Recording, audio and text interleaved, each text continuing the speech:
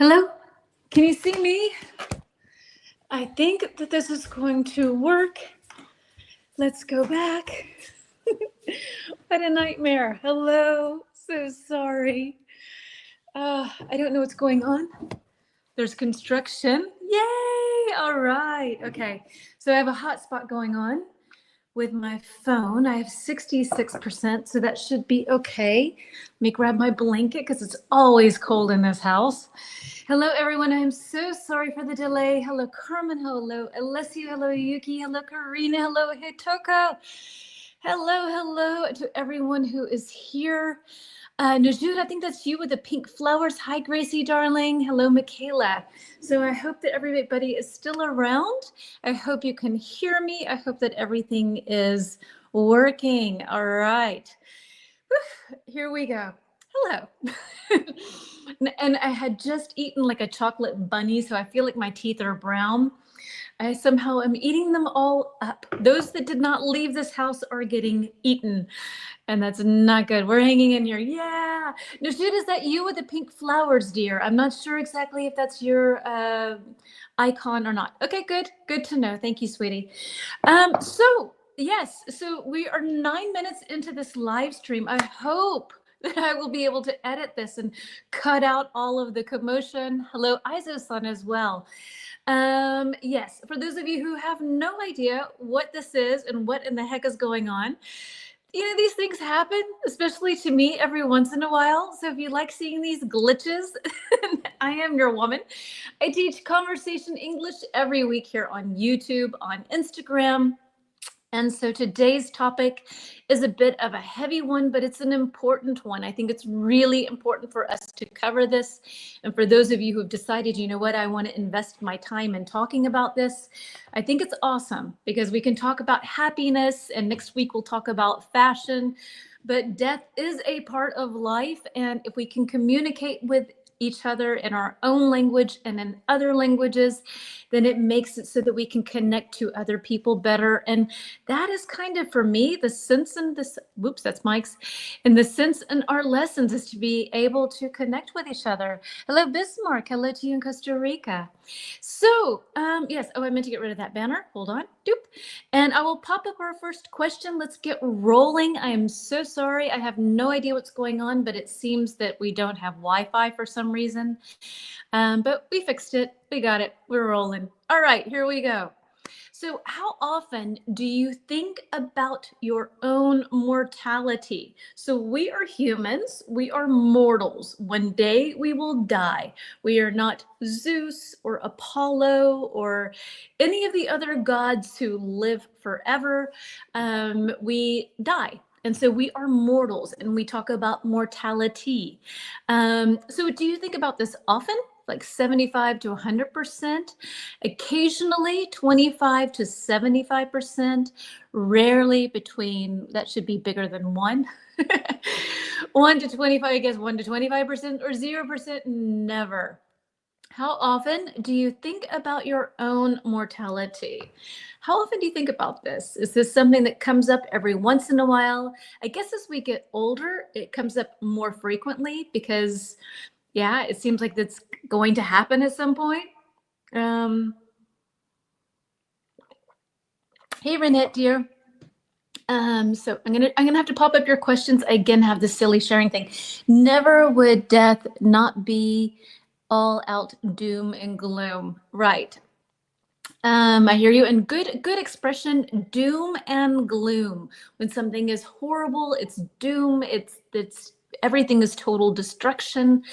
And gloom is sadness. It's a nice, you can feel gloomy. The weather today here in Hamburg, it's pretty gray. It's kind of gloomy, sort of sad. So rarely, occasionally, 70%, which is about occasionally as well. Karina, maybe once a week, maybe. Really, Najud, you're so young. I'm so surprised. Karina, I'm going to pop up your answer here because I can't see it due to this text on the screen. When I was young, never, but now 60%, right? I think it's kind of like the older you get, the more it kind of starts to creep into your head, like what if, when. Carmen, you're saying occasionally. Okay, so yeah, so this is just kind of to give us an idea. Nobody said never. never. I don't think we have any rarelies. So sometimes it comes into our heads, and it's nice to kind of keep this into perspective. Michaela said 25 to 75%. Okay, so you're kind of occasionally to often. I guess it depends on what's going on. Yeah, I don't know. I think more actually nowadays about if I live a long time, I have no money, no pension. I will be a total burden to whoever has to deal with me. So I think more about it's not good if I live long because no one can take care of me, or I'm a burden to people. 75% to 25% is considered occasionally. Yeah, that's true. Question mark. Yeah. Yeah, that sounds 75% sounds like a lot. We could totally question that, Michaela. I think 25% to like 40% or 30%, maybe occasionally, often is definitely, yeah. 60%, I would say higher, especially because of the topic. All right, let's move on and let's see where we're headed. We're going to brainstorm now. And let me get rid of our slide here. Okay. And what are some polite and kind ways to say that someone has died? Okay, so these are ways that you can say that someone has died. So phrases, anything that you can think of that's a polite and kind way. There are a lot of not polite and not kind ways to say that someone has died. For example, you can say that someone kicked the bucket. That's not a nice thing. You wouldn't be like, oh, I heard your mom kicked the bucket. That would be a really unkind thing to say because it's kind of taking death in a light way. But that is another way of saying that someone has died. So thank you very much.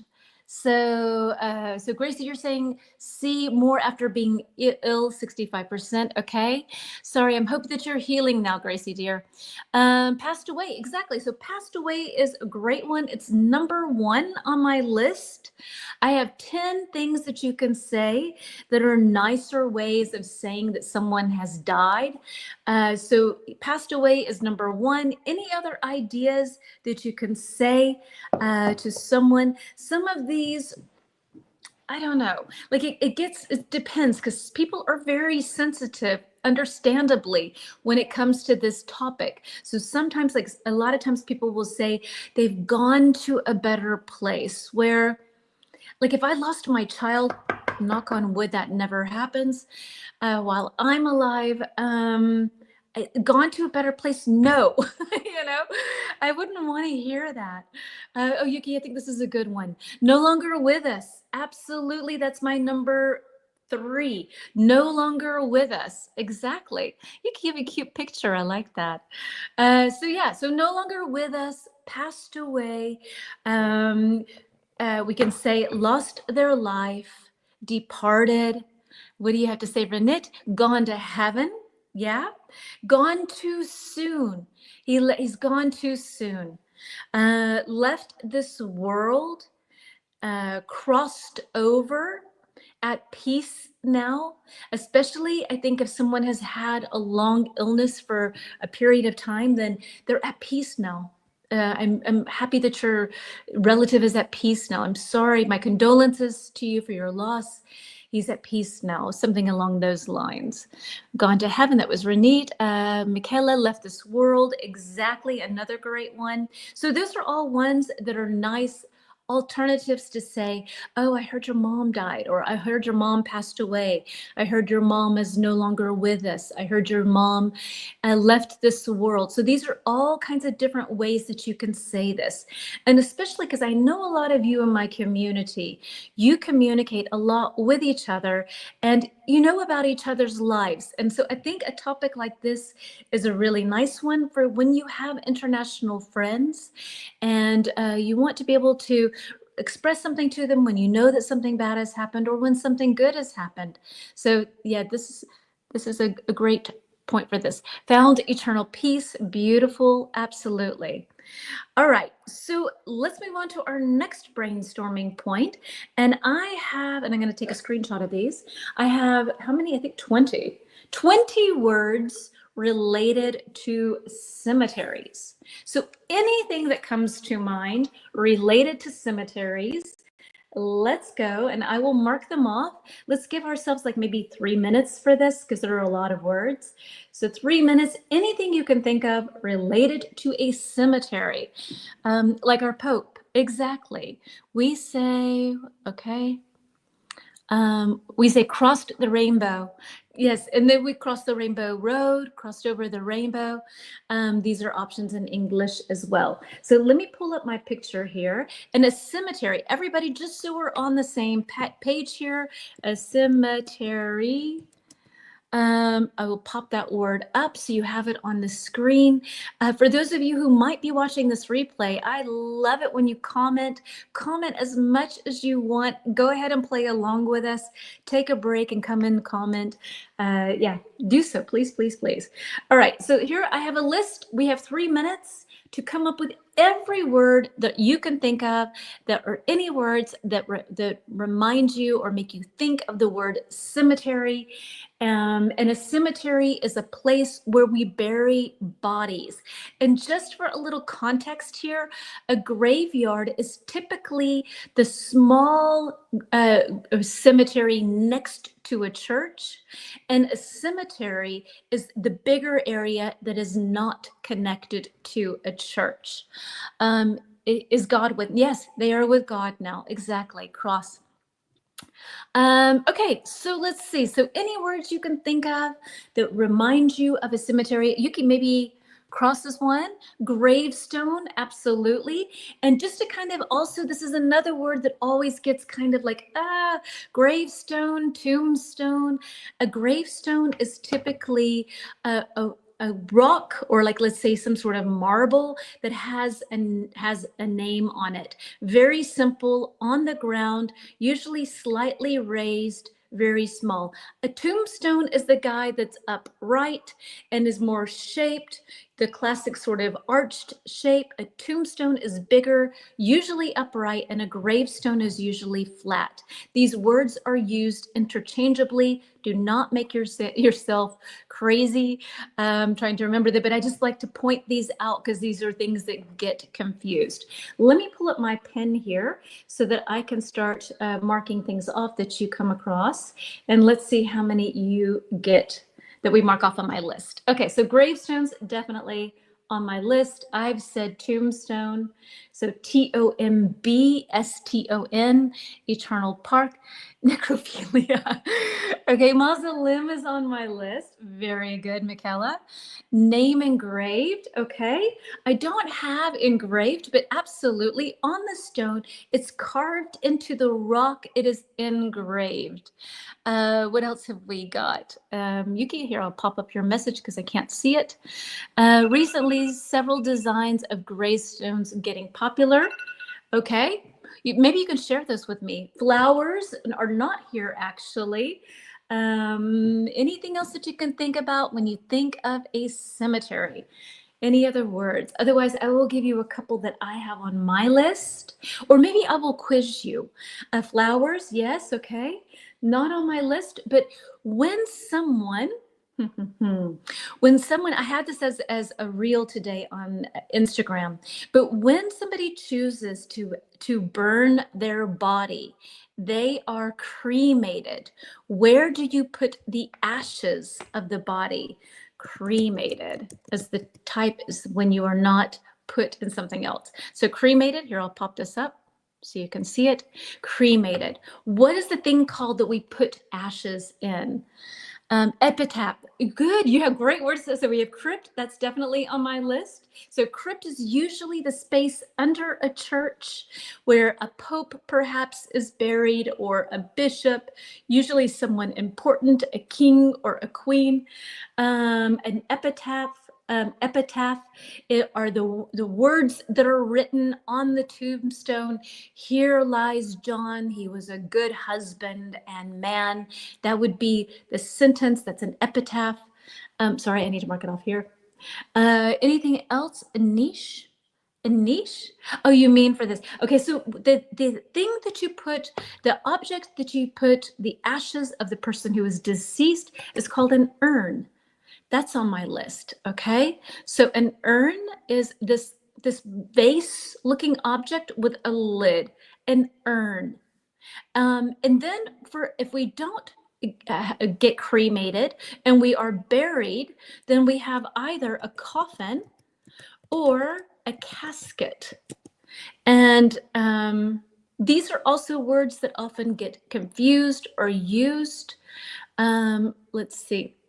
So a coffin is where the box that you put the body, and it's usually shaped so that you have the head and then it goes out and then it tapers again at the feet. So it has this sort of diamond-esque shape.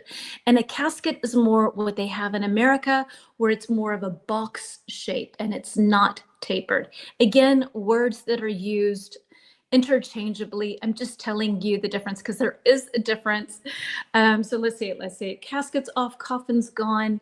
A sepulcher. I don't know exactly what a sepulcher is. Michaela, please help me out. I was in Jerusalem and we were at the sepulcher, but I don't even know what it is. I don't know what that is actually. So maybe you can tell me. You have a great vocabulary. So let's see. Sorry, Yuki. Let's see what you have to say. Incense in Japan. Very cool. Yeah. Not so much in the West. You do in Catholic churches, you have the frankincense, I think. I think it's frankincense or myrrh. I love that smell. It's such an incredible smell. Other words that that I wanted to share with you. What is the car called that carries the coffin or casket? It starts with an H. Any idea what that is called? The car that carries the dead body. Typically, I don't know. I don't think that they do that with urns. I'm not sure. But yes, we have a couple more words that I think are good to know, and then we will move on. It starts with an H, and it's not horse, but it's kind of similar.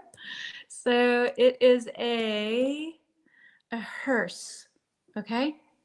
And there's a kid's song that goes, never laugh as a hearse goes by, or you will be the next to die. Do, do, do, do. It's a Halloween song. So a hearse, exactly. This is the car, the big car that transports the coffin or the casket. When someone dies, I don't know if you do this in your country, probably, but people write obituaries, obituary. And this is sort of, this lets people know in the newspaper, in your local newspaper. Let me put up hers. Yuki, I'll do yours since you practiced so nicely. Why is that not showing? Show. Am I frozen? I don't know what's going on. Nothing's clicking anymore. Ay. I don't know. Let me see if my phone is still here with us. Let's see. So hearse, not working. Let me hide Yuki's thing there. Hide. All right, hearse, is that going to pop up? Unfortunately, I can't get these to pop up. I don't know why. So obituary, there we go. Obituary is the text that is written typically in a newspaper to let people know that your loved one has passed away. Michaela, what do you have to say? Let me hide this and add yours. Show. I'm trying to show it. I can't see it because this silly thing is in front of it. Okay, I'll try to read. A few days ago, I visited Redi Puglia, which is basically a cemetery, war memorial, and then I cannot read the next. Someone, I will just comment a little period here to get it so that it will push it up. Whoops. Yes, so a cemetery, a war memorial. It was very solemn and a monumental design. So these are ways that we can honor people when they have passed. Absolutely.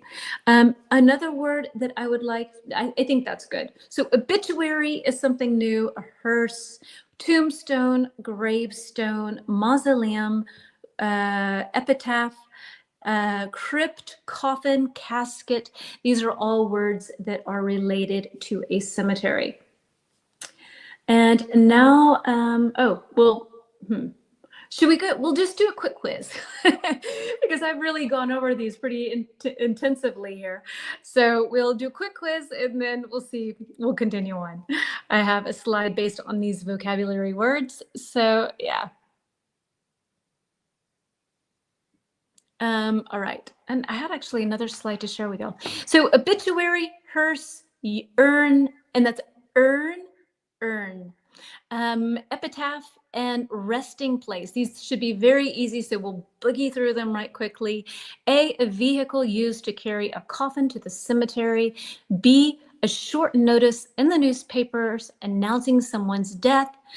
C, a container for holding a person's ashes after cremation. D, a short message or tribute written on a gravestone. E, the location where a person is buried or where their ashes are placed, excuse me. So which one works best with number 1A? Renee, let me pop up your message so I can see it. Seem difficult words because I've never heard them. Yeah, these are words we just never use in English in another language. Thank goodness, right? So here's our test. Which one works best with obituary? Obituary. And there's this little t in there. Obituary. What can you tell me?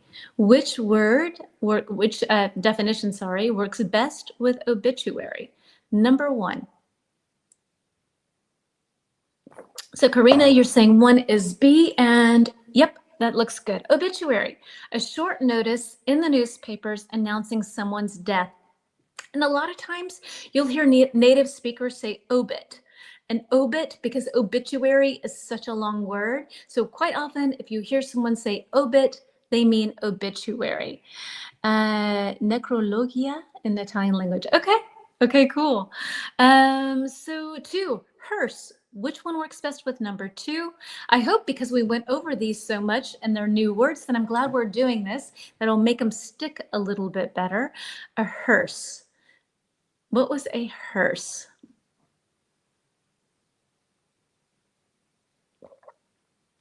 Number 1 is B, and number 2, what can you tell me for number 2 for hearse?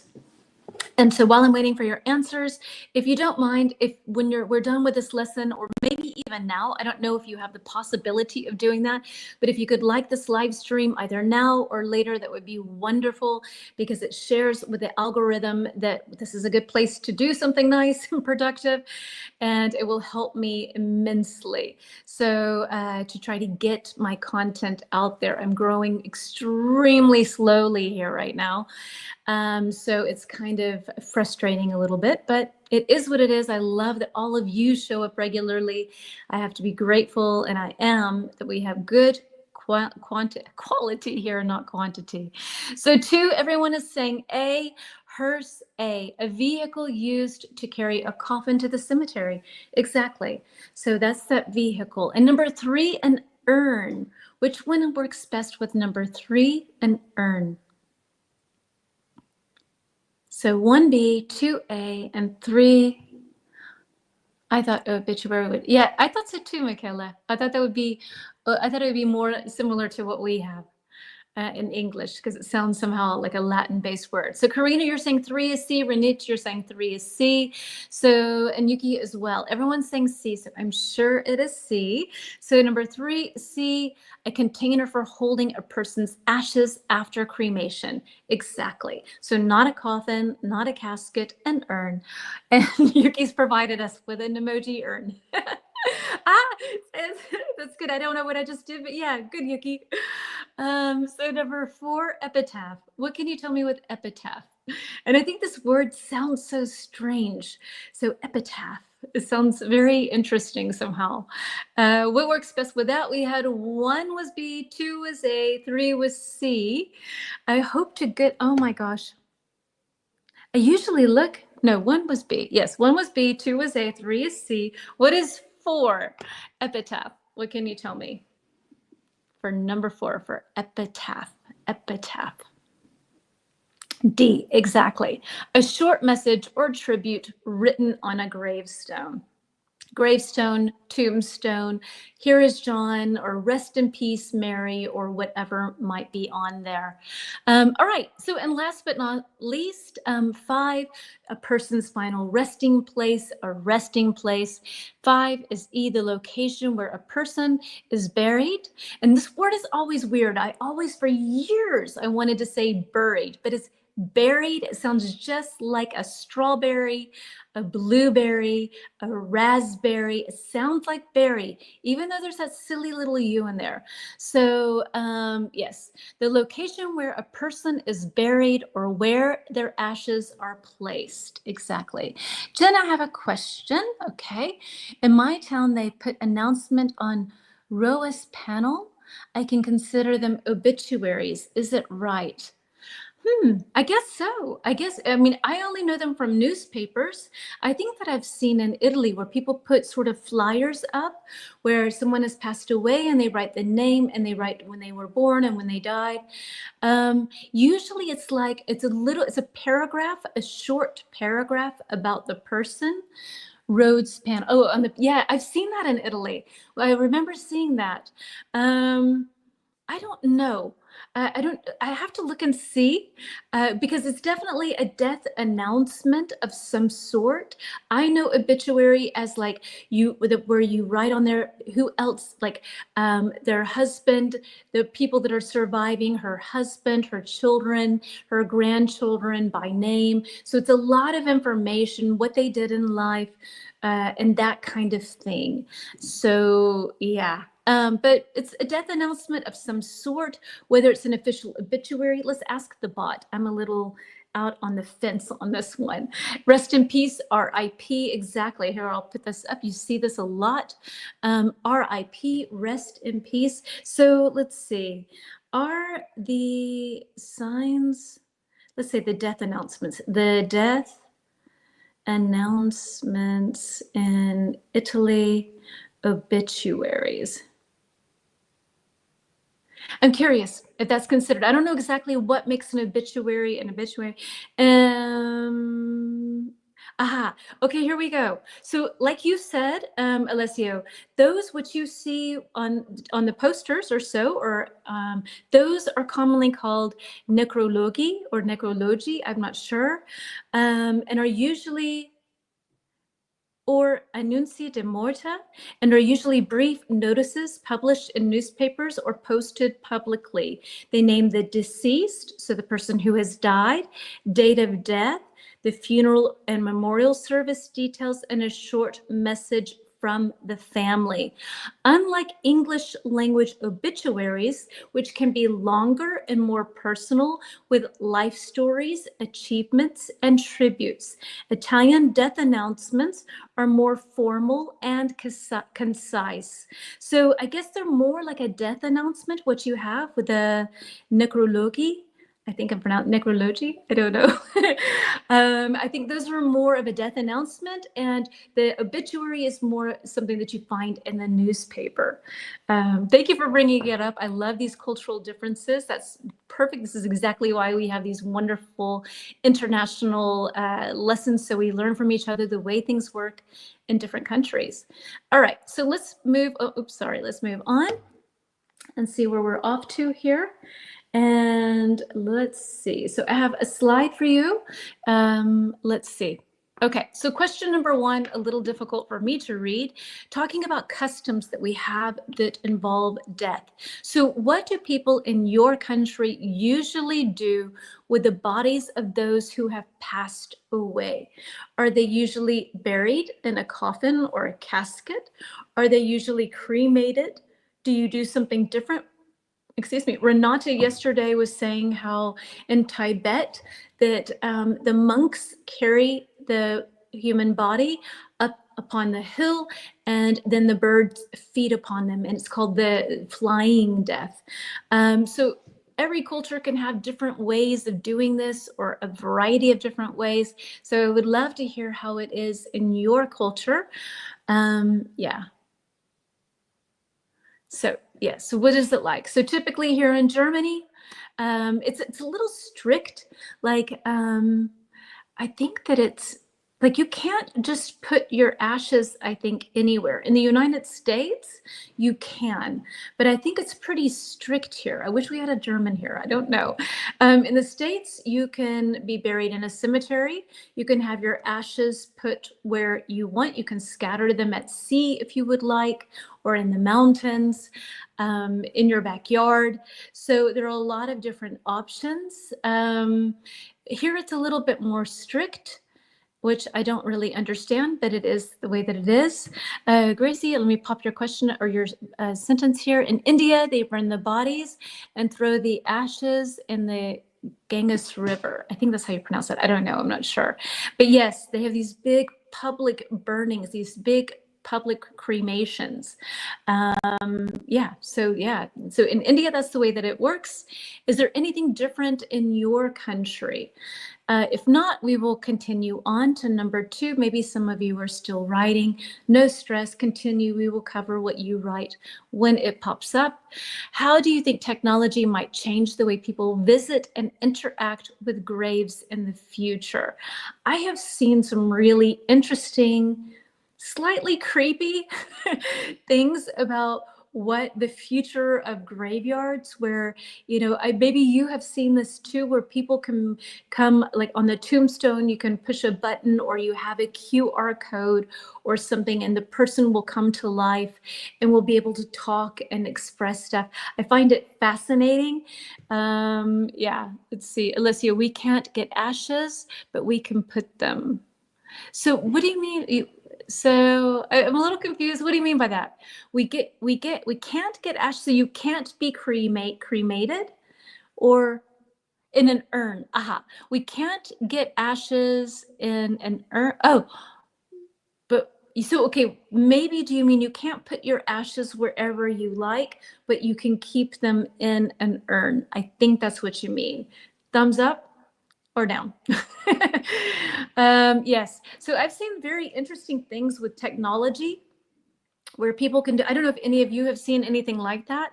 I'm going to try to look for some of these things this week. It's really interesting, where you have these holographs and you speak and you can talk to your loved ones. So if you're missing your mom, you can go to the graveyard. Exactly. Okay. So you can put the ashes in an urn, but you cannot scatter them wherever you like. Got it. In Italy. Yeah. And so then you can go and visit your mom. So Yuki, I think, yes, cremation and put in. And so when someone is cremated in Japan, can you put the ashes wherever you like, or do they need to go into a cemetery? Let's see. I don't like having urns in my house. Yeah, I don't know. I'm not sure. I don't know how I feel about that. When my sister passed away, then we had her urn at her home, and I felt myself avoiding that room. Spent time in there with my kids and looked inside. I was curious. And yeah, I don't know. I think, but I avoided it. I personally don't like graveyards. They freak me out. I feel like the people that I have lost, for me, they are not there. They're with me in my heart. They're with me in some sort of other way, but not there. I've never felt attracted or felt drawn to visiting a place where, yeah, and I personally would not want to end up in a graveyard. No way. Yeah, it freaks me out. Let's see, but burial, let's see. Burial is traditional is most common. So like being buried in a coffin or a casket. Yuki, let's see what you have to say. Place only if in the permitted graveyard. Okay, so you have to be in a graveyard when you pass away. Okay, Yuki, thank you for sharing that the way it is in Japan. Let's see. Number 3, is there a special time of year when people visit graves and honor the dead in your country? So maybe there's a special day where you go and you take care of the grave and you add flowers and you do lots of things to try to take care of the place where your loved one is. Or maybe there's something that you don't have that. I don't know. There's something different that I don't know about. So maybe you can share that. Yeah. Here in Germany, the 1st of November is All Heilige, so the All Saints Day in English. And people generally go to the graveyard and they bring flowers and light a candle and think about the people who have passed on that day. They say of death. Okay, I guess it's related to the urn, Gracie. We keep ash at home for 49 days. Yuki, do you know the significance of that? Why 49 days in Japan that you keep the ashes? In my country, the special day to honor the deaths is Qadri night. I know it's related to with Ramadan. Okay. All right, so it's in connection with Ramadan. So I guess it just happened relatively recently then, in March sometime. Gracie, it's the 1st of November. Exactly. Same here. In English too, we have All Saints Day. I think that is somehow connected with Halloween. Long time ago, it kind of has evolved into its own thing, I want to say. You can correct me if I'm wrong. Thank you guys for sharing. We will move on now. I know, Yuki, like in the Western culture and Christianity, we have something about 100 days. 100 days after a person has passed away, there's something. I don't know what exactly, but it's a special day to mark. So if some of you are religious and have a better understanding, maybe you can tell us what the 100 days, the significance of 100 days is after a person has passed away. It's Buddhist culture. Okay, the 49 days of keeping them at home. And do you do special offerings and prayers during that time? That's nice. Okay, so let's see. Let's move on to afterlife. I'm curious to hear what you folks have to say about afterlife. All right. So do you believe in an afterlife? Yes, no, not sure. And if you do, then what do you think it's like? What do you think it looks like? What do you think it's like? What can you tell me that afterlife is for you? I believe in reincarnation. Okay. All right, Gracie. So is that more Hindu, I think? Hitoko dear, let me pop up yours because I can't see it. I still have my dog's bones with us at home and sometimes talk to them. Oh, that's so sad and sweet. So do you believe in an afterlife? Yes, no, I have no idea. If so, what do you think it's like? What can you tell me? Not sure? Okay, I'm in the not sure camp, I have to say. I'm with you there. Not sure, afterlife, reincarnation. Okay, so afterlife, reincarnation. And Gracie, I take it, if you believe in reincarnation, then if you live and lead a good life here, your next reincarnation or your next life will be better, I guess, right? I'm not sure, so I am more no than yes. Okay, yeah, I'm not sure. I have to say for myself as well. I'm really not sure. I don't know. I mean, if you think of energy, we're energy. Energy never dies, really. But I don't know if it's like a life or it's a spiritual form, or I'm not sure. And I have no idea what it looks like. Alessio, flat out no. All right. So let's see. Michaela also no. Okay. Then let's take a look, and we have some vocabulary related to life after death. Let's see what we've got here. Okay, so we had reincarnation. Gracie told us that word already, or used that word already. So we have reincarnation, astral plane, which is a new word for me, karma, ghost, and judgment. These are probably pretty easy words for you, so we'll kind of go through them quickly. And then we have a bonus question down below in blue that we'll go over afterwards. So reading the definitions right quickly for us. Your actions in life affect what happens to you in the after you die or after death. The spirit or soul of a person who has died believed to still exist. C, the belief that the soul is born again in a new body after death. D, a spiritual place where the soul goes after death, often for growth or peace. E, the belief that a higher power decides what happens to you after you die based on your actions. So which one works best with number one, with reincarnation? Yes, we pray for the dead person. They reach to heaven within 49 days of trip. And Yuki, in Buddhism, do you have also, okay, we'll have this word in a minute. I'll hold my question, okay? So Renee, you're saying one is B, and I have something different. But I thought that too when I first read it. There's one that's a little bit better. Exactly, Yuki. One is C. So reincarnation is the belief that the soul is born again into a new body after death. Exactly. So number one is C. Number two, an astral plane. I thought this was a very interesting sort of thing here. What do you think is number two?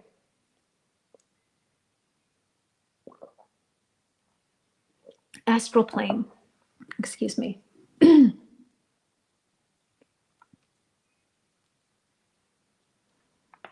No one's guessing, so I think nobody knows.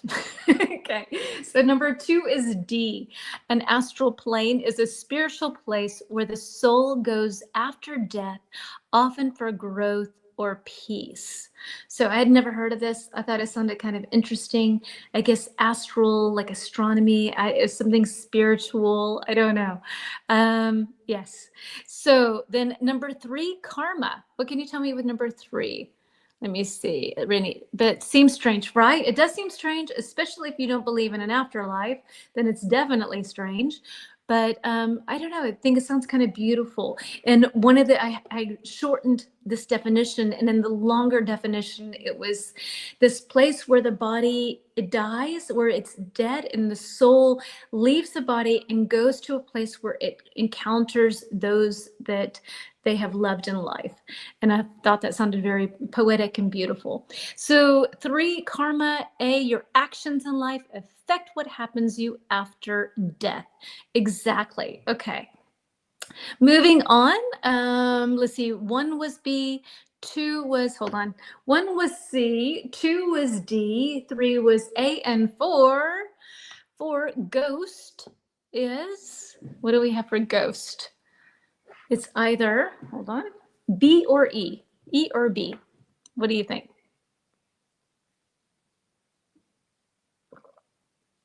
A ghost. All right. B, exactly, as the sun.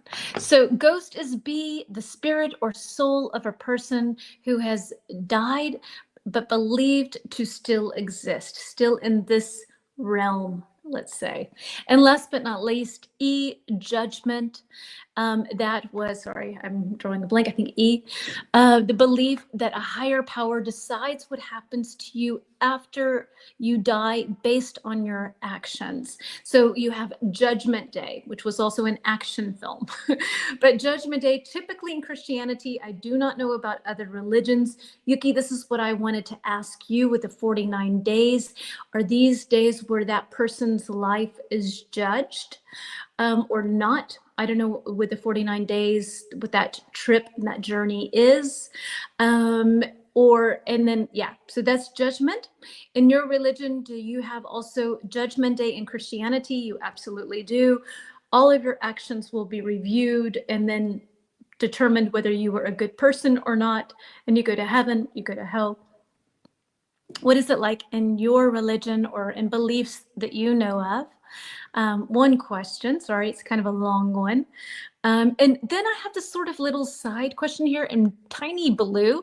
Have you ever had a strange or inexplainable experience that made you wonder what happens after we die? So what I mean by that is, like, have you ever had something where you felt like you had an encounter with someone that passed away, that you had an experience where you felt them or you saw them or you smelled or sensed or something happened that made you think, maybe there's more that happens after we die, that we don't just become worm food. Maybe there's something of that. And I know it's a very personal thing, so if this is something you would not want to share here, please feel free to write me if you would like. I just wanted to know if anybody had something like this that they would want to share. So Judgment Day, do you have it in your religion? Yuki with the 49 days, is that part of Judgment Day? And has anyone had an experience that was sort of, yeah, you couldn't really explain things? For me, I've lost so many people in my life, but I can say, honestly say, I've never felt them afterwards. My stepmom felt my dad for a long time, and there was all kinds of things that happened to lights and things that had never happened before. And the same with my brother-in-law when my sister passed away, where weird things with electricity would happen.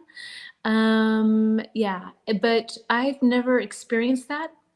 Peter has experienced things, but I've never had that. I think I'm very grounded on this. Don't know also seems unknown. Yes, but I think people experience things. I don't know how much it is that they want to. I don't know how much it is that it's real, but I think that these things can happen somehow. So yeah, things that we can't exactly explain for some reason. All right, let's move on to our next question. And I have a nice little banner for us here. And let's see, I think it's our first banner of the day. Can you think of any examples of how society's treatment of death has changed over time? Like, to kind of give you an example, because this is kind of like what do you mean by this question? In Victorian times, the people would have to wear black clothing for like a long period of time. I think it was like 80 days or a long period of time. I have to look it up and see. I'm not sure. So there's things like that where society has changed. We wear black for a funeral, and pretty much that's it. You know, it's not like this expectation that you go around for months. In mourning attire, they even had special clothing that was called mourning, and not mourning as in good morning, but mourning, mourning. That is when you are very sad about something. Mourning, I'll pop that up there really quickly for us. Can you think of any ways that these things have changed? Hitoko, in Buddhism, there is a judgment of whether we lied or were honest.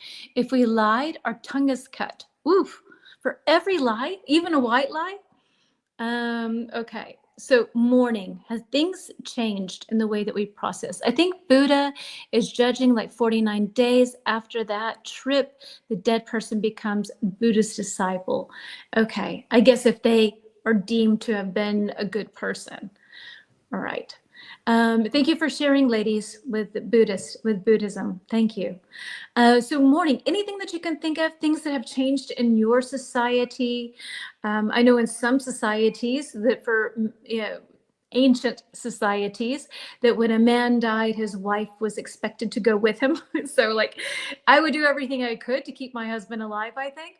But you know, that has changed in some societies.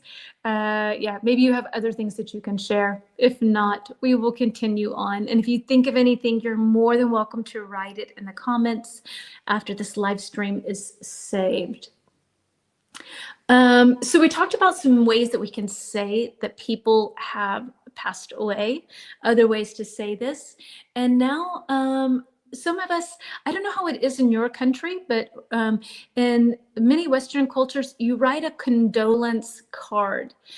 Condolence is when you say, I'm sorry for what happened. I deleted the comment because I wasn't sure, but it was too late. You read my, no, you're fine. Don't, no, it's good that you share. It's good. Thank you for sharing. Thank you. Don't. We're here to share. Absolutely share. It's nothing strange. Everything is good. Okay. We write condolence cards, and I will write this here. Condolence cards. So these are cards stating to someone, I'm sorry you've lost your loved one. And there's specific things that you can write on them. Death traditions will fade away with time, or change, they alter. Like, I think that nowadays on social media, you see so many people who post like every year, on the anniversary of my father or my sister's death, sometimes my brother as well, I see their friends post things, or my uncle will post something talking about it. And, and this actually really nice way of being able to keep that person alive at least a little bit.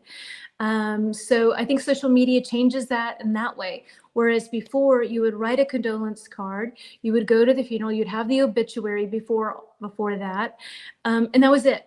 And like maybe the anniversary would come around, but you weren't able to share pictures, share stories, get likes or hugs or anything like that.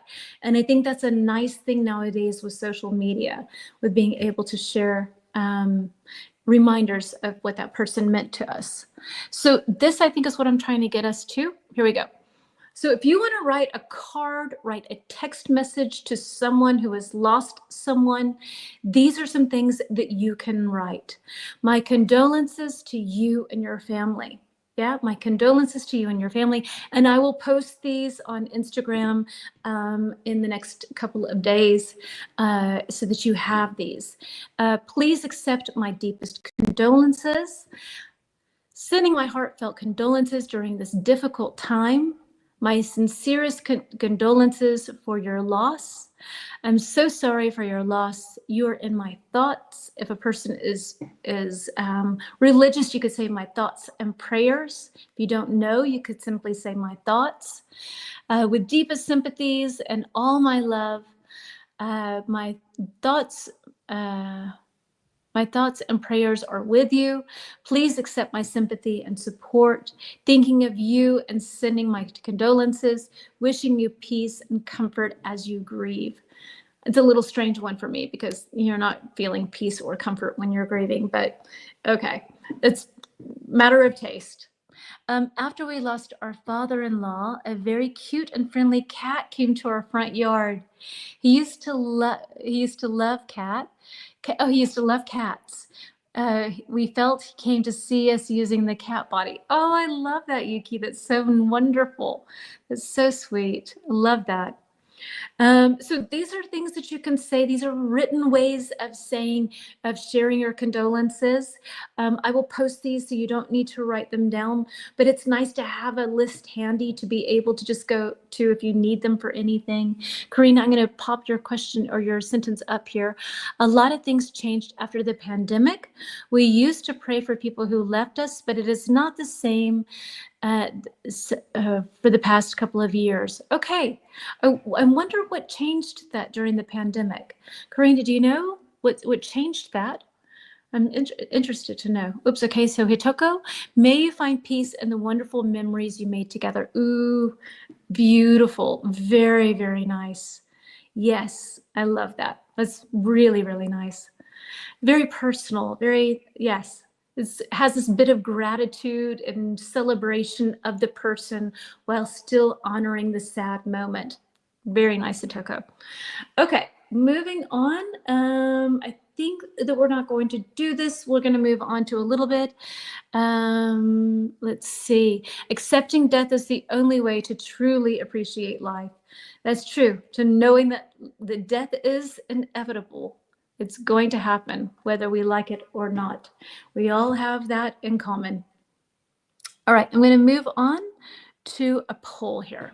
So, should schools teach students about death and dying? So, absolutely, maybe, depending on the age, no, and if so, which age? And just as an alternative question, is this something that actually should be taught at home?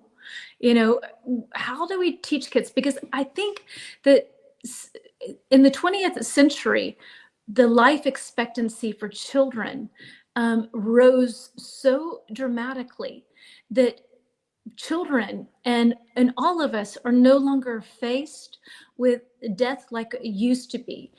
People had big families and they lost a lot of kids. So you were in touch with death automatically by losing a sibling. And so nowadays we're out of touch with death. It's a wonderful thing to be out of touch from, but it's not natural. So we try to shelter children from it, whereas in the past they could not be sheltered because it was in their face. So how do we deal with this? What are your opinions?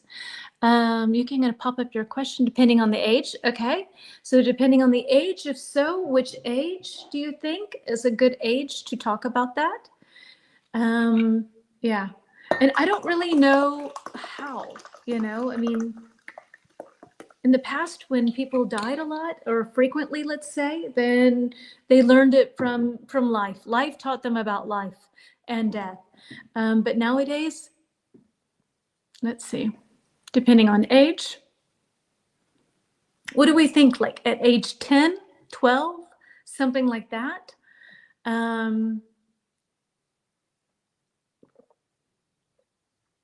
Any opinions on this? Yes, why not? But depending on age. Okay. So schools should be in charge of this. Should we as parents or society be in charge of this? Whose responsibility is it? Which age? 10 years. Okay, Yuki, you're saying 10? Okay. Yeah, or so. Yeah. Yeah, I know. It's one of those things. I don't know. There is no right answer. Maybe 8 or 9. Okay. Okay. There's no real right answer. It's a gut feeling at school. So school should teach about death. Maybe if you have sort of an ethics class, a class that teaches about, the good, the bad, kind of the ugly, let's say, in a neutral way, then they can also teach it at school. Okay, interesting. I'm surprised to hear a lot of you say school. For me, I'd lean a little bit more towards it's kind of my responsibility because I would want my kids to have my understanding, whatever that is. Yeah. And I guess religion to a certain extent also teaches about death because religion teaches that, behave nicely in this realm so that in the next one, things are good for you. So I guess religion also does that a bit, but we've become very secular in many places in the world. All right, let's see. Moving on. So, and this is maybe something you can help me out with people that you've lost, how you celebrate them. And so let's see, what are some ways which you can help a family member which has experienced the death of a family member? Actually, we had this yesterday. I think you can answer this, no problem. Maybe there's things that you have personally done to help people that that have lost someone. If you would like to share that, absolutely. But we kind of actually did that yesterday. So I think that I would move on to the next point. Let me see what we have here. So school, moral science. Okay, interesting, moral science. 12 years old, let me pop your thing up here. Keeping animals at home is also a good way to teach death to children. That's true. That's also a natural way of teaching it. Hamsters, fish especially. Yeah, absolutely. And 12 years old from Carmen. Okay, so let's talk about funerals because I'm curious to hear what that situation is like, what that is like in your country as well. Okay, so number one, what are funerals like in your country? What can you tell me? Funerals in your country, what are they like? Are they big? Are they small? Are they private? Does it depend? Do they go on for several days? Is it one afternoon? Are you able to see the person, not see the person? How does it work? What is it like in your culture? And I guess kind of number two also works in that. What happens to the person's remains after death? Yuki and Hitoko, I think from what I understand in Japan, everyone is cremated. So there's not really a big decision there. But maybe I'm wrong. So correct me, please, if I'm wrong. And how quickly is someone burned or cremated after death? So like you don't have to tell me this whole thing, that's a lot, but anything that you can think of that you would like to share about what it is like when someone passes away. Yeah, then let me know. And I guess Yuki and Hitoko, after the 49 days, I take it then you take the ashes to the cemetery. Oops, let me charge my iPad here. Oops, hold on, I'm turned sideways. I will correct that, I swear. Hold on, let me see. And yeah, there we go. So yeah, after the 49 days, I guess then you take the ashes and put them in the cemetery, have a final ceremony or so, I guess. Anybody want to share anything? Here, things happen when they have time. There's not like a time limit. I think in the Muslim culture, it has to be within 24 hours or so. I don't know. Please help me out if you're Muslim, and let me know. But I think in some cultures, things have like a time. It needs to happen quickly or it doesn't matter. It was big, but after the pandemic, it's getting very small and very private. Okay, so that's changed too. I'm surprised to hear now two things where things have become smaller or changed since the pandemic. Interesting. Let's see. After the funeral, the body is cremated. Okay, so during the funeral in Japan, do you have the body resting in a casket? Is it open? Can you see the person? Or there's not a body, there's just a picture maybe? I'm trying to understand how that works. And then the body is cremated, or yeah, if you can let me know, that would be great. Otherwise, we will slowly move on to our next point. And we have, and I wanted to share that, so in the Western culture, we often have a memorial service where you have a service and loved ones come and friends and people say things about the person. You have a eulogy, which is a vocabulary word we'll learn in a minute, so we'll repeat it. But this is when someone gets up and tells stories and talks about the person who has passed. That's a eulogy. And then you can have a wake, which is more religious, a viewing, a public viewing, and a visitation. And these are before the funeral. And these give the opportunity for the people to come by in a smaller setting and see the person and pay their last respects. This is where they come by and they say goodbye to the body. And maybe sort of like in Japanese culture, maybe that then there's the funeral and then the person is buried. But this happens within a couple of days and not like an extended period of time. And a lot of mistakes, I don't know if people do this in your country, but a lot of Germans love to talk about watching soccer at a public viewing, which always kind of freaks me out, because a public viewing in English, like I said, is where you go to see the deceased person in their casket. So public viewing is for religion, for death. So that's not a public viewing. A lot of Germans talk about going to watch soccer matches at the public viewing, and it's like, no, no, you're not.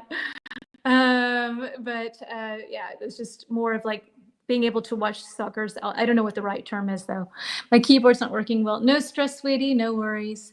Yes, the body is in the casket and we put flowers and things that he or she loved before being cremated. So this sounds to me like the visitation, the viewing, the visitation, the wake. These are all kind of used interchangeably, where you're able to look and to visit the body, visitation, visit the body, and then say goodbye, and then have the cremation, or then you bury the person. Yuki, it is the same that happened here in Peru after the pandemic, small ceremonies. It's so interesting that that has not come back.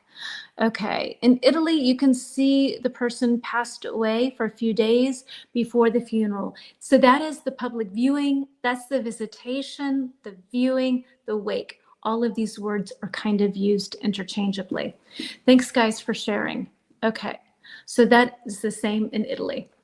All right, let's move on to like what happens, we're gone, and we think of the term legacy. What does it mean when we talk about legacy? Legacy. What does that mean?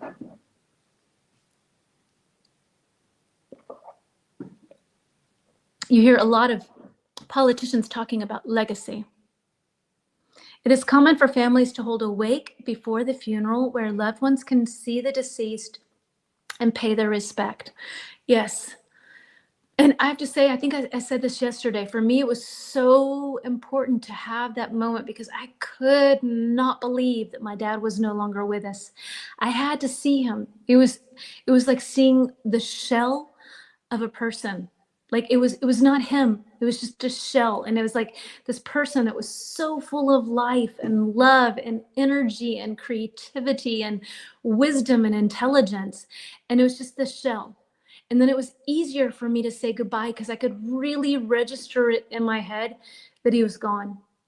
I didn't see my sister. I didn't see my brother. I'm glad I didn't. I didn't need to somehow. To mark a memory. Exactly. To make a lasting memory. Thank you. Thank you, Hitoko. Yuki, sorry. I'm reading the wrong name. So something that continues to exist in the way that the person is remembered. So my question to you is this. Can you think of a specific example of a public figure that has had a significant impact or on society or left a lasting legacy? So somebody who's had a strong, great legacy, someone that you can think of, anyone, and what their legacy is. Legacy is a person leaves behind after they've gone. An amount of money or property left to someone, that's more an inheritance, typically. Inheritance.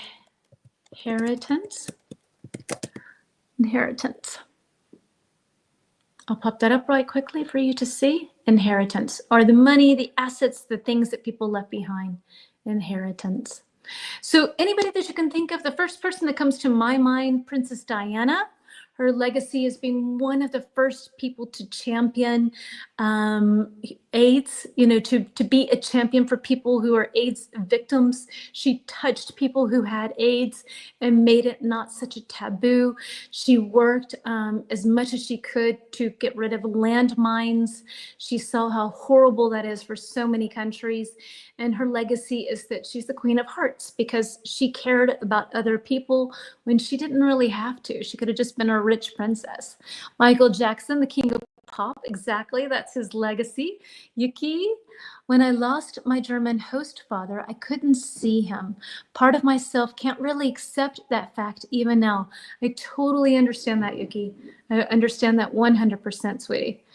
So, hey, Mom, I didn't know you were here. Based on real near-death experiences, After Death explores afterlife in the guidance of New York Times best-selling authors, medical experts, scientists, and surveyors shed a light. We're going to talk about near-death experiences.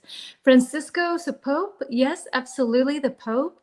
Well, it would be interesting to see what his legacy is. So far, he is one that seems to be one of the favorite popes of all time, or this lifetime for me, because he really cared about people and wanted to reform the church and make it more inclusive.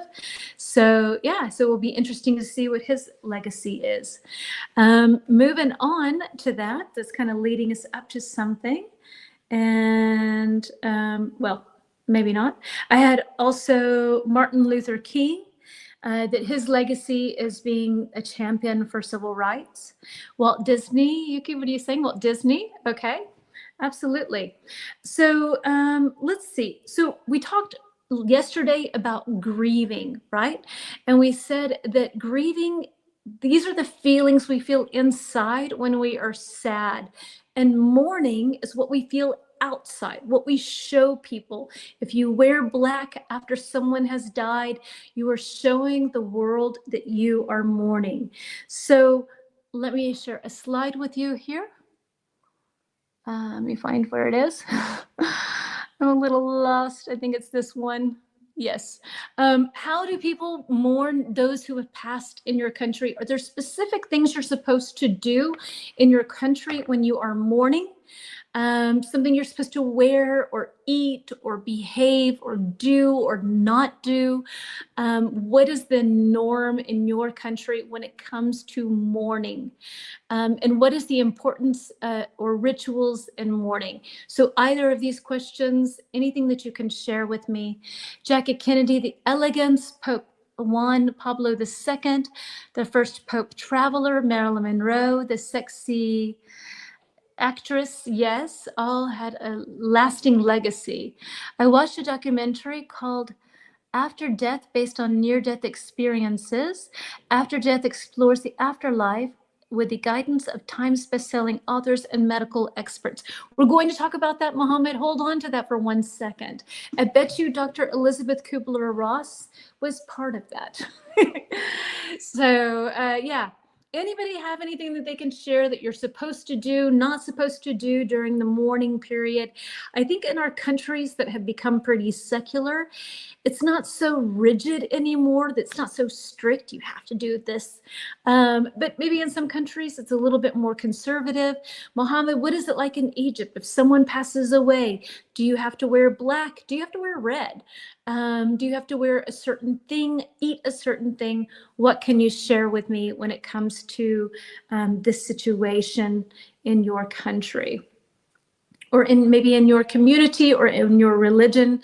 Some things that you can do that we still do is we do wear dark clothing when we go to a funeral. Send flowers, send cards, condolence cards.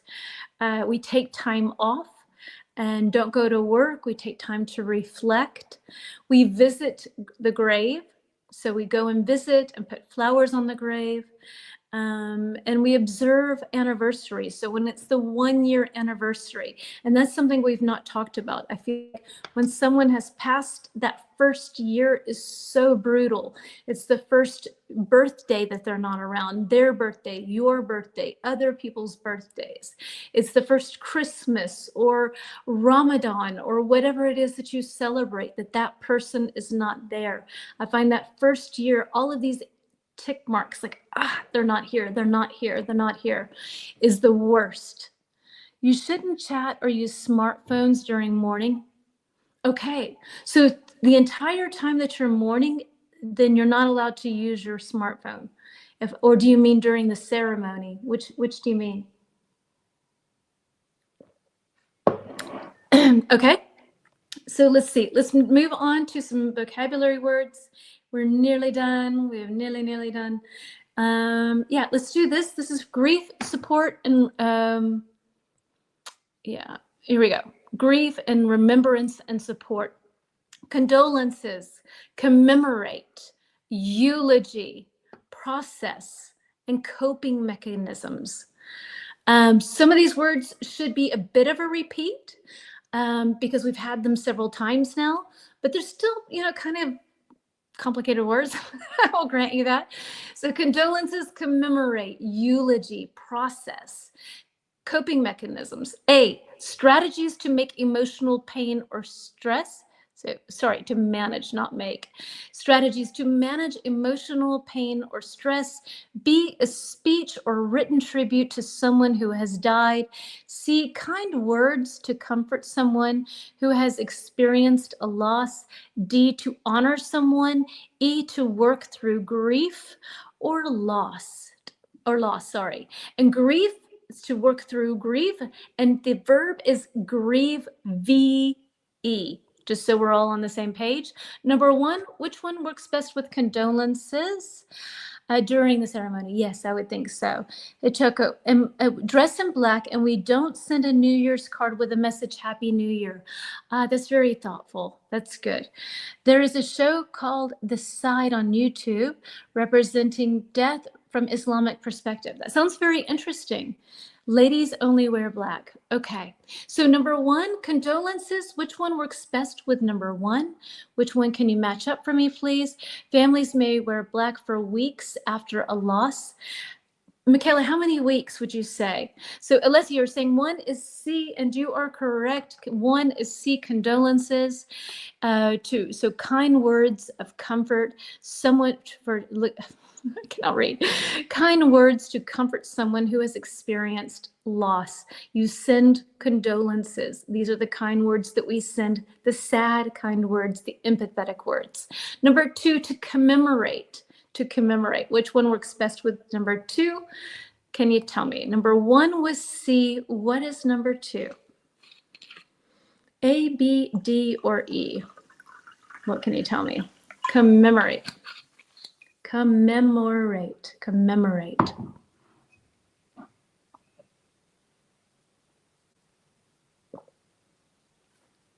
I don't know if it's taking you a moment. I don't know if I should tell you. So number 2, commemorate, is D. So to commemorate is D, is to honor someone. You can commemorate them either by creating a library after them. Sometimes you see benches. I saw this a lot when we were in London, where along the water, they had benches and they would have little brass plaques, a little brass plate. And it said, in memory of John Smith, who liked to sit here and look out and watch people watch, or something like that. So you can commemorate people in a lot of different ways. Exactly. 1 is C, 2 is D, 3, a eulogy. A eulogy. I mentioned it by word. I didn't show you the word. Eulogy. What's a eulogy?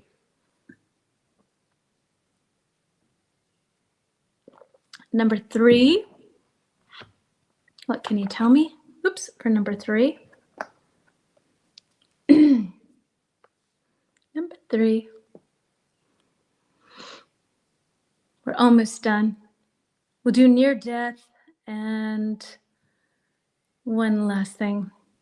Number 3, you're saying B. Okay, Renette, let's see. A eulogy absolutely is a speech or a written tribute to someone who has died, and eulogies are given during the funeral service. Somebody gives a eulogy. 4, process. So we had 1 was C, 2 is D, 3 is B, and 4 is process.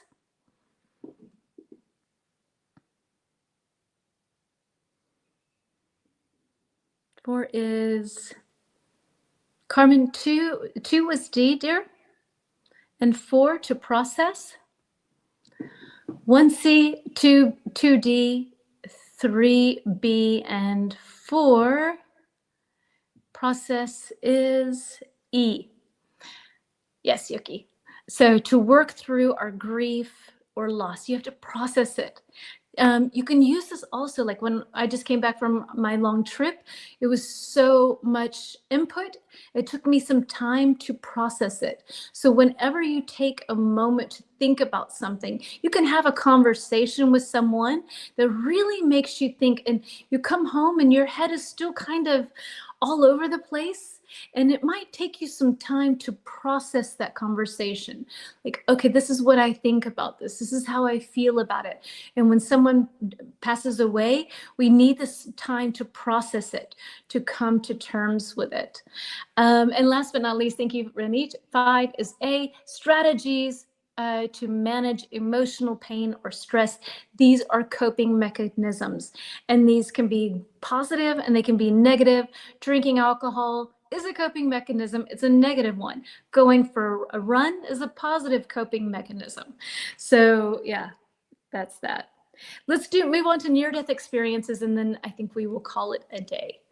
All right. So thank you, Mohammed, for bringing up this topic. I absolutely think this belongs here. So have you or anyone you know had near-death experience? So I don't know anybody who's ever had one. There is this doctor, Dr. Elizabeth Kubler-Ross. I should get that book. I have it on my desk. I have a really great book that I bought after my dad died. I wanted to give it to someone, but it's life lessons, and I love this book. This lady, she has spent her entire life working with people who are dying, or who have briefly died. And so she came up with a book called Life Lessons, and it's a book about learning lessons from people who are dying. And there's this one part in this book that really, I mean, there are millions of parts in this book, but one thing that really struck me was that there was this mom who was really upset with her son because he dressed so horribly. Mohammed, you were asking me about metalhead. So he was like a metalhead, and he wore horrible clothing and is ripped and black and didn't look nice. And it used to upset her so much that he would run around like that. And then Dr. Elizabeth Kubler-Ross asked the mom, she said, let's say that your son passes away today and you decide to bury him. Are you going to put your son in a suit? Would you dress him in a suit? What would you put on him? And she's thought about it for a while. And she's like, I would probably put on the clothes that he loved so much. He would have the tattered jeans. He would have the rock and roll t-shirt. He would have all of that. And so the point was like, why would you accept someone when they're no longer here, when you can accept them today? And I love this book. If anybody wants to know about this book, I will absolutely send it to you, because it's all of these little chapters about love, about tolerance, and all these wisdoms, these little words of wisdom that she learned from people who are on their deathbed. And so really great book. Thank God I haven't had any of these experiences, but I think so difficult and scary at the same time. I think so too. So I guess nobody know declutter is similar to process? Yeah. In a way. I guess when your brain is processing, it is decluttering. It's getting rid of things that don't matter. I guess in a way, Yuki, but it's more kind of coming into terms, understanding something. Your brain does have to get rid of junk to be able to understand, because you can't keep everything in. So yes, but not really, if that helps. How do people explain these experiences? How does the belief in an afterlife affect the way people live their lives? Yeah, so do you think that affects people? Do you think that people who fear when they die that they will go to hell, or think that they're going to go to heaven, that this is going to make them a better person? What is your experience with this? What do you have to say? I have found, I grew up in the South in the United States, and it's extremely religious. And I have found that quite often the most religious people are quite often the biggest hypocrites. So I have to say, not really, not from my experience. Let's see. We also have in Islam, when you hear the sound, the roasted is seeing the angel. If you hear the sound of the rooster, a rooster. Okay. So in Islam, when you hear the sound of a rooster, the rooster is seeing an angel. And if you hear the sound of a donkey, the donkey is seeing the devil. Very interesting. Thank you for sharing that. Okay, folks, slowly but surely, we are winding down. We are an hour and 33 minutes, but not really, because the first 10 minutes, everything was black. So, and you couldn't hear me. I'm going to try to edit this somehow so that is gone. Good luck with that one. If the internet explodes later, you know I was just trying to delete the first 10 minutes of this lesson. If you liked this lesson, please, please, please give it a good old like. If you have any comments to add to the live stream, that also really kind of helps the algorithm go, oh, this is a great place to be. If you have any friends that you think would be nice in our community, please share our lessons with them. Next week's lesson will be infinitely lighter. We are talking about fashion. So we're going from one extreme to the total next. But anyway, I promised people in winter we would talk about death. I think it's an important subject, and I appreciate your time and for being open and sharing what it's like in your culture. I love learning from you. And I would like to do a quiz, because there are so many different interesting customs that people have in regards to death. And I was thinking of doing it either doing it tomorrow at this time, or Friday at this time, like at 3 p.m., so an hour and a half earlier at our normal time. Which would you be open to that? Would y'all be interested in a quiz? Thursday or Friday? Which one sounds good? Thank you, dear. Thank you very much, Michaela, for your thumbs up. Thank you, dear. Yeah. Would you be interested in a quiz on Thursday or Friday? It will be pretty short. I am not a religious person. I'm not afraid of death, but I am afraid of the death process. Is it painful? Me too. Like when you see videos of like cremations and the casket going in, I feel like I can't breathe. It freaks me out. Completely freaks me out. 4 is E. I don't know. I have no idea, Mohammed. So yeah. So Thursday or Friday, we'll have a quiz. It will be much shorter. I saw somebody, Mars wrote in the comments, oh, it's so much nicer when these live streams are shorter. I get that. I just think that if you like these intense long live streams are also good because it's really completely packed with all the vitamins and minerals that you need to be able to conduct that special topic, a specific topic.